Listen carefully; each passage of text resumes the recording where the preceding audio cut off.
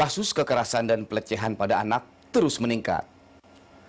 Beberapa kasus kekerasan anak seperti kasus Renggo, kasus TK JIS, dan kasus Emon seakan menambah banyak daftar hitam kekerasan yang dilakukan.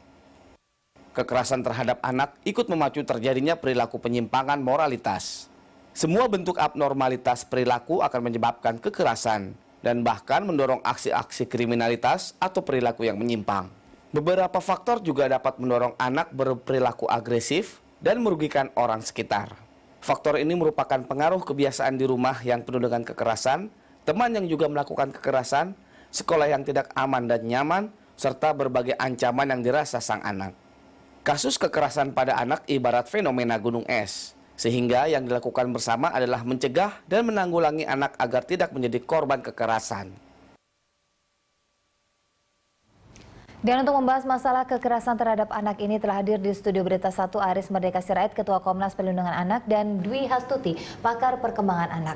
Saya langsung ke Pak Aris. Pak Aris, ini sebenarnya apa yang terjadi di bangsa ini begitu Pak? Begitu banyak kekerasan terhadap anak. Ya, seperti informasi yang disampaikan baru kita saksikan semua, tidaklah berlebihan kalau Indonesia itu darurat kekerasan terhadap anak ya. Di samping angka-angkanya tadi juga disebutkan, itu secara nasional itu lebih dari 21 juta anak-anak itu mengalami kekerasan. Itu bisa 42% sampai 58% itu adalah kejahatan seksual.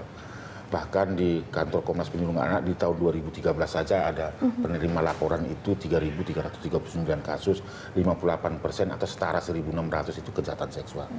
Dan bentuknya juga ada pedofili, ada sodomi, ada pelecehan seksual, ada perkosaan dan sebagainya.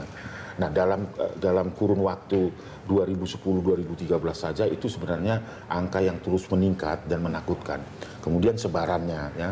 Ini kebetulan aja Jakarta International School itu ada kasus kejahatan seksual, lalu kemudian itu membongkar semua sehingga terjadilah orang terkuak gitu ya. Masyarakat baru miris setelah ada kasus itu dan beruntun keluarlah itu kasus-kasus yang lain. Maka muncullah Emon ya.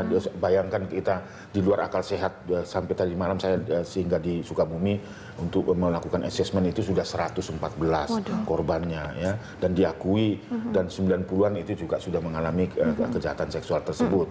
Lalu kemudian terjadi juga Sumedang ya, itu justru laki-laki dan perempuan. Kemudian di Kampar Riau, lalu di Tuban Jawa Timur, ini masih dalam rentang waktu seminggu ini ya. Sebarannya begitu luas dan tidak berlebihan kalau memang situasinya darurat. Yang ketiga, mengapa